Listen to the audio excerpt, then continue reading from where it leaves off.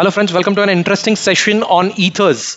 In this session, we're going to discuss the entire ethers, and the definition is ethers are defined as alkoxy derivatives of alkanes. Alkane क्या होता है? Alkane is RH. RH में आप क्या कर रहे हो कि H निकाल के OR लगा दे, अल्कोक्सी लगा रहे हो. तो जब अल्कोक्सी लगा रहे हो तो क्या बन गया ये ईथर, ROR डैश. दूसरा क्या कर सकते हो, ईथर्स का और एक डेफिनेशन क्या लिख सकते हैं, ethers are defined as alkyl derivatives of alcohol.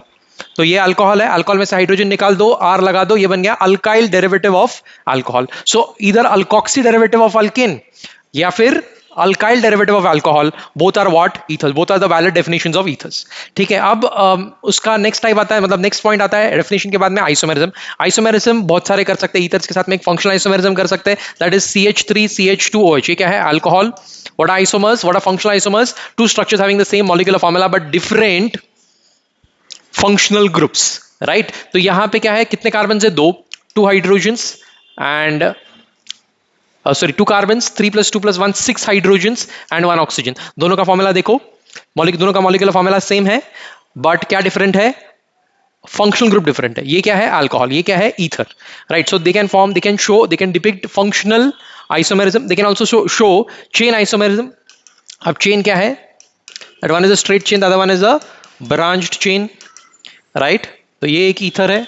You can see that both of them are having the same molecular formula. Right. दोनों का मॉलिक्यूलर फॉर्मूला क्या है, C4H10O. दोनों का मॉलिक्यूलर फॉर्मूला सेम है. राइट. मॉलिक्यूलर फॉर्मूला सेम है but difference क्या है, ये एक ब्रांच चेन है, ये एक स्ट्रेट चेन है. तो ये चेन आइसोमर्स दिखा रहा है यहाँ पे. What is it showing, chain isomers. Okay. ये ब्रांच चेन, ये स्ट्रेट चेन. अच्छा, इसका नाम कैसे लिखेंगे हम लोग? First of all, ethers are called as what? Alkoxy alkanes. Ethers are called as alkoxy alkanes. इसमें एक ग्रुप जो है, मतलब छोटा ग्रुप जो है, छोटा भाई, इसमें दो भाई है. देखो, एक छोटा भाई है, एक बड़ा भाई है. मतलब ऑक्सीजन के लेफ्ट हैंड साइड पे कौन है, छोटा भाई. राइट हैंड साइड पे कौन है, बड़ा भाई. लोअर अल्काइल ग्रुप बोलते हैं, हायर अल्काइल ग्रुप बोलते हैं. जो लोअर अल्काइल ग्रुप है उसको अल्कोक्सी देना है, ये विल बिकम अल्कोक्सी. और जो हायर अल्काइल ग्रुप है उसको अल्केन कहेंगे. तो दिस विल बी मिथॉक्सी, छोटा भाई, methoxy propane. Right. Methoxy propane. और इधर कैसे आएगा, अब ये इसका लॉन्गेस्ट कंटिन्यूअस चेन ऐसा है 1 2 3, सेकंड कार्बन पे मिथॉक्सी, तो इधर लिखेंगे 2 मिथॉक्सी प्रोपेन.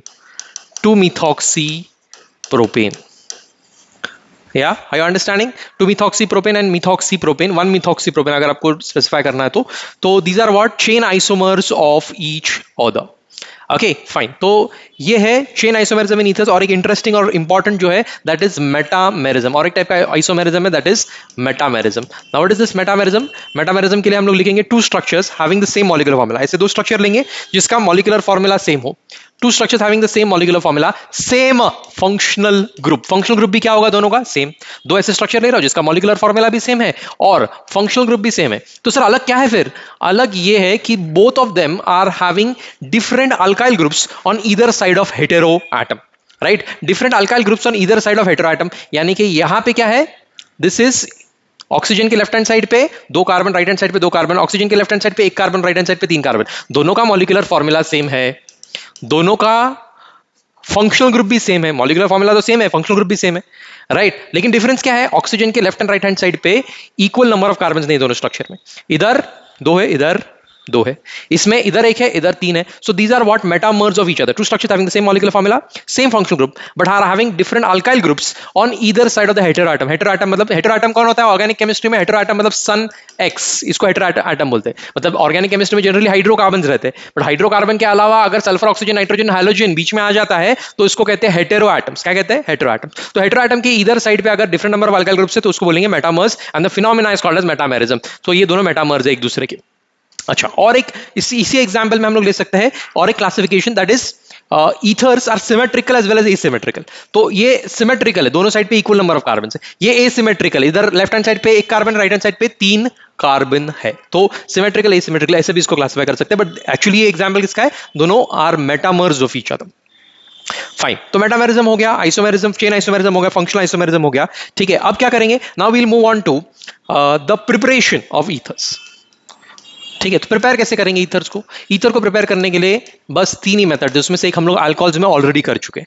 ठीक है. अब ये टेम्परेचर सेंसिटिव रिएक्शन है, ये हम लोग को एग्जाम में ज्यादातर पूछा जाता है. ठीक है. क्यों? क्योंकि इसमें, इस पर्टिकुलर रिएक्शन में थोड़ा सा भी टेम्परेचर अगर चेंज हो गया, थोड़ा सा मतलब कितना सा सर, 10 केल्विन भी 30 केल्विन भी अगर टेम्परेचर चेंज हो गया तो पूरा प्रोडक्ट ही चेंज हो जाता है। तो देखो ऐसे we are going to add concentrated H2SO4, right, concentrated H2SO4, concentrated H2SO4 add करना है, ठीक है। रिमूवल ऑफ वाटर करेंगे तो एट 413 केल्विन लोअर टेम्परेचर पे 413 केल्विन पे इंटरमॉलिक्यूलर डिहाइड्रेशन होगा। Sir what do you mean by intermolecular dehydration? Intermolecular dehydration यानी कि removal of water between two different molecules. जैसे कि इंटर स्कूल मैच होता है, या हम लोग इंटरनेशनल कहते हैं, India Pakistan inter school match, Bishops और हचिंग्स के बीच में मैच है, तो ये क्या है, दो स्कूल्स के बीच में मैच है। लेकिन दूसरा एक मैच होता है जो एक ही स्कूल के 7th और 8th स्टैंडर्ड के बीच में मैच हो रहा है, तो that is an intra school match within the school. Okay, so अब इधर 443 केल्विन अगर ले लेंगे तो ये हो जाएगा intra school, intra molecular dehydration, यानी कि H और OH एक ही मॉलिक्यूल में से निकलेगा। और जब H और OH एक ही मॉलिक्यूल में से निकलता है we get CH2 double bond CH2, that is ethene. ये कौन सा डिहाइड्रेशन है? ये intra molecular dehydration, this is intra molecular dehydration. यहां पे कौन सा था? Inter molecular dehydration. Inter molecular dehydration के बाद में क्या मिलेगा? खुद ही लिख सकते हो, कॉपी पेस्ट करना है, नकल करने में अकल चाहिए, नहीं तो शक्ल बिगड़ जाती है। CH3 CH2O लिखते हैं यहाँ पे, CH3 CH2O। मेरे साथ में नोट्स लो, खुद साथ में लिखो तो आपको ज्यादा बेहतर समझ में आएगा, राइट। CH3 CH2O, उसके बाद में CH2 CH3 बचा है, क्योंकि ये H और OH निकल गया, CH2 CH3 बचा है यहाँ पे, तो we'll write CH2 CH3 over here. We are getting an ether at a lower temperature 413 kelvin. अगर टेम्परेचर 30 केल्विन से बढ़ जाता है ईथर मिलेगा ही नहीं भाई, क्या मिलेगा? ईथीन मिलेगा, वो भी दो मिलेंगे, दोनों का ये सेम हाल होगा, प्लस 2H2O और यहाँ पे 1H2O plus ether. Which ether is this? This is again ethoxy ethane। क्या है ये? Ethoxy ethane। okay, so this is your ethoxy ethane obtained by intermolecular dehydration at a lower temperature. At a higher temperature, slightly higher temperature, there will be intramolecular dehydration which will give you an alkene, elimination हो जाएगा। yes, ये वाला, ये दोनों भी elimination है वैसे, ठीक है, इंटरमोलिकुलर डिहाइड्रेशन और इंट्रामोलिकुलर डिहाइड्रेशन, यहाँ पे ईथर, यहाँ पे अल्कीन। ओके, देन नेक्स्ट, ये ईथर बनाने का एक मेथड है, first method by dehydration. Then next method, second method, तीन ही मेथड है मैंने बोला, बाय डायअज़ोमीथेन। क्या यूज करने वाले हम लोग? By using diazomethane. अब डायअज़ोमीथेन क्या है? Diazomethane is CH2N2। इस स्ट्रक्चर को थोड़ा इलैबोरेटली ड्रॉ करता हूं, CH2N2N triple bond N। Okay, तो ये CH2N2 नहीं, इधर ट्रिपल बॉन्ड नहीं आएगा, इधर डबल बॉन्ड आएगा। क्यों? In order to satisfy the valency of nitrogen. Nitrogen की वैलेंसी कितनी है? 1 2 3, 1 2 3। ये नाइट्रोजन की वैलेंसी 3 होती है, 3 होना चाहता है, अभी 3 होगा भी। देखो इसमें हम लोग अल्कोहल ऐड करेंगे, CH3OH। सबसे पहले तो क्या करो, इसको स्प्लिट करो, CH3O minus H plus H, इसको दे दो, CH2 को दे दो, तो क्या मिल जाएगा? वो CH3 बन जाएगा। इसको रीराइट कर रहा हूं, ध्यान देना, नकल करने में अकल। CH3, ये बॉन्ड यहां से ब्रेक कर देंगे। अच्छा, ये N2 जो है, जब हवा में जो 80% नाइट्रोजन है वो नेटिव स्टेट कैसा, कैसे एग्जिस्ट करता है? वो एग्जिस्ट करता है N ट्रिपल बॉन्ड N, तो डबल बॉन्ड का ट्रिपल बॉन्ड हो जाएगा, nitrogen gas will be released. ठीक है, तो ये हाइड्रोजन आपने इसको दे दिया है, CH2 का CH3 बन गया, इधर बचा हुआ है OCH3, वो यहां पे अटैच कर दो। तो जहां से तोड़ा है वहीं से जोड़ना है, तोड़ा आपने ऑक्सीजन साइड से, जोड़ोगे भी आप ऑक्सीजन साइड से। ठीक है, तो आपको क्या मिलेगा? Methoxy methane. क्या मिलेगा? ये methoxy methane, right? That is what is the ether which you get from diazomethane। तो अब इस रिएक्शन का एक लिमिटेशन क्या है, चलो देखते हैं। what is the limitation of this reaction? तो लिमिटेशन में this reaction can only give you, बहुत ही इंटेलिजेंटली डिवाइस किया है लिमिटेशन, देखना, this reaction can only give you methoxy alkane। ठीक है, ये इसका रिएक्शन का लिमिटेशन क्या है? आपको ईथर तो देगा, लेकिन हर ईथर मिथॉक्सी ही होगा, मिथॉक्सी अल्केन। मतलब ये मिथॉक्सी ग्रुप जो है, ये मिथॉक्सी ग्रुप फिक्स्ड रहेगा, और ये ग्रुप हम लोग एक्सटेंड कर सकते हैं। मतलब यहाँ पे मिथेनॉल की जगह पे इथेनॉल ले लिया तो यहाँ पे 2 कार्बन आ जाएंगे, प्रोपेनॉल ले लिया तो यहाँ पे 3 कार्बन, मतलब ये चेन में एक्सटेंड कर सकता हूं। लेकिन ये चेन जो है फिक्स्ड है, क्यों? क्योंकि डायज़ोमीथेन यूज करना फिक्स्ड है, तो इधर CH3 के अलावा एक कार्बन से ज्यादा और कार्बन नहीं ले सकते, तो मिथॉक्सी अल्केन मिलेगा। मतलब methoxy methane, methoxy ethane, methoxy propane, methoxy butane, methoxy pentane, ऐसे मिलता जाएगा। ये मिथॉक्सी चेंज नहीं होगा, लेकिन ये चेन एक्सटेंड कर सकते हैं। That is the limitation of this reaction. सिर्फ एक ही तरफ से एक्सटेंड हो रहा है, दूसरी तरफ से एक्सटेंड नहीं हो पाएगा, because we are using diazomethane in this equation. So ये उसका क्या है? लिमिटेशन। अब तीसरा और आखिरी मेथड हमको प्रिपेयर करना है, राइट? तीसरा और आखिरी method, that is Williamson synthesis. ठीक है, अब विलियमसन में क्या लेंगे हम लोग? देखो, थोड़ा जो लेटर्स कैपिटल लिख रहा हो, अब भी कैपिटल लिखो, विलियमसन सिंथेसिस।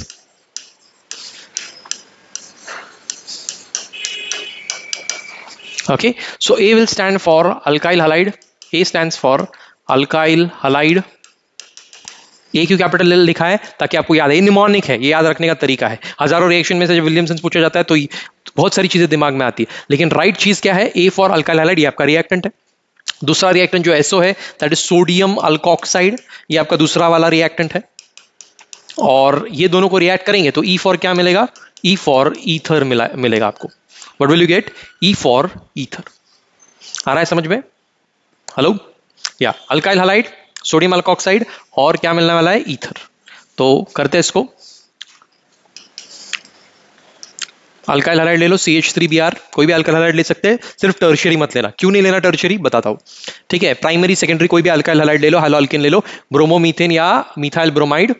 सोडियम अल्कोक्साइड इसके साथ मिलेंगे NaOCH3, this is sodium alkoxide. कौन सा सोडियम अल्कोक्साइड है, स्पेसिफिकली सोडियम मीथॉक्साइड है। क्या है ये, सोडियम मीथॉक्साइड। तो क्या करना है अभी, मतलब अल्कोहल में से H निकाल के Na लगा दिया तो उसको बोलते हैं सोडियम अल्कोक्साइड। ये CH3OH था पहले, H निकाल के Na लगा दिया, बन गया क्या, सोडियम अल्कोक्साइड या सोडियम मिथॉक्साइड।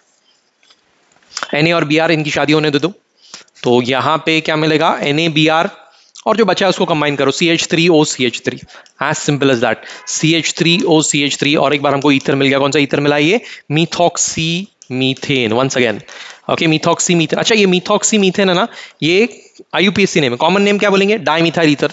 दोनों तरफ ईथर होगा, इथाइल होगा तो डाइथाइल ईथर।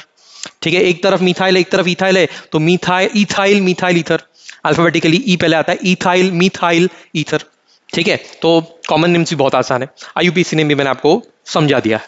अच्छा, आप बोल रहे थे सर कि यहाँ पे टर्शियरी हैलोअल्केन नहीं यूज कर सकते, क्योंकि टर्शियरी हैलोअल्केन अगर आप यूज करोगे, so tertiary haloalkane will prefer elimination over substitution. Suppose अभी मैं टर्शियरी हैलोअल्केन यूज करके दिखा रहा हूं आपको, ये टर्शियरी हैलोअल्केन मैंने यूज किया, तो टर्शियरी ईथर मेरे को मिलने नहीं वाला है, because tertiary haloalkane prefers elimination over substitution.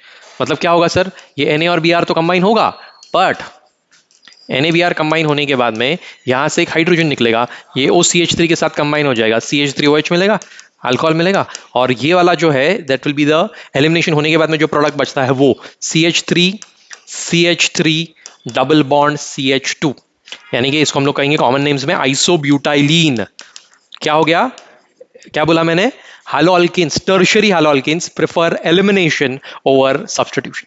ठीक है, टर्शियरी हैलोअल्केन है। ठीक है, आपको क्या एक्सपेक्टेड था कि यहां से Br निकल जाए और OCH3 यहां पे अटैच हो जाए, मस्त से ईथर मिले, बट नहीं मिला ईथर। क्यों नहीं मिला, क्योंकि टर्शियरी हैलोअल्केन है भाई, टर्शियरी हैलोअल्केन प्रेफर्स एलिमिनेशन। एलिमिनेशन कर दिया, कौन सा एलिमिनेशन किया सर, डिहाइड्रोहैलोजिनेशन किया। क्या किया, डिहाइड्रोहैलोजिनेशन।